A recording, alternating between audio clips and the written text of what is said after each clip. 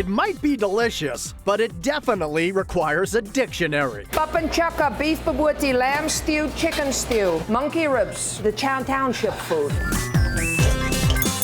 At Karoo Restaurant in Eastham, owner Sanette Groenewald helps customers pronounce and then devour authentic South African food one dish at a time. We give the customers the Karoo dictionary, so at least it's not so scary the first time. They sound it out, they point it out. There's a lot of different pronunciations that comes out, but it's all good. And it's all comfort food from her hometown in South Africa. Karoo is the area where I grew up back home. And when I came to America and opened up my first restaurant, I just wanted a real place. No pretenses, mom food, like African soul food. So that's where Karoo came from. And while you may have never been to a South African restaurant, some of the flavors will most certainly seem familiar. South African food, it's different, but it's not that much different. It's still familiar flavors. You go like, oh, I had this in the Indian restaurant. Oh, I had this in the Middle Eastern restaurant. It's the melting pot of everybody that has colonized South Africa.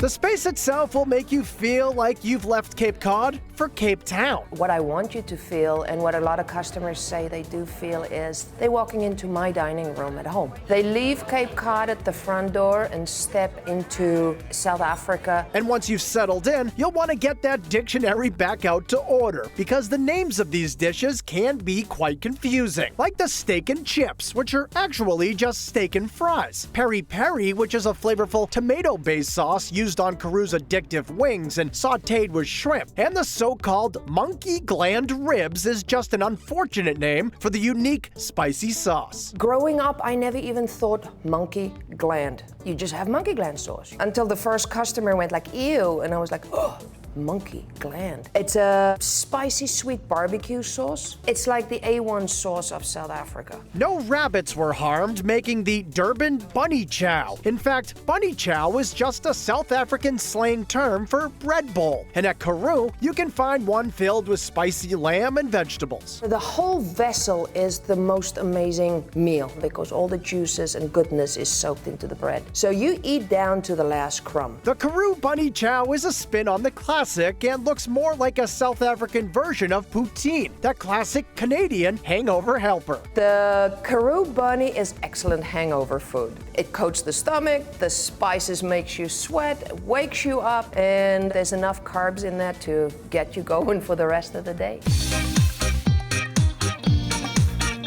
All of this flavorful fare is what Sanette refers to as mom food, or comfort food as we call it here in the States. And nothing makes her think of home more than the beef baboti and malva pudding. Going home to baboti and malva pudding is for South Africans like going home to meatloaf and apple pie to Americans. It's comfort food, it's real. Baboti is a curry ground beef casserole, much softer than the American meatloaf. Little egg custard on top to keep the moisture in. And then it gets served over the rice with bananas, of course. That malva pudding Sanette serves is actually her mom's recipe. This caramelly sweet cake is truly addictive and has customers craving it constantly. For Sunday lunch, Mom always served it with custard and ice cream, and that's how I serve it. Some of the customers have developed a bit of a habit. Now they jones for it every now and then, and we have had a few customers now renaming it into Karoo Crack because in the middle of the night they need a piece of malva.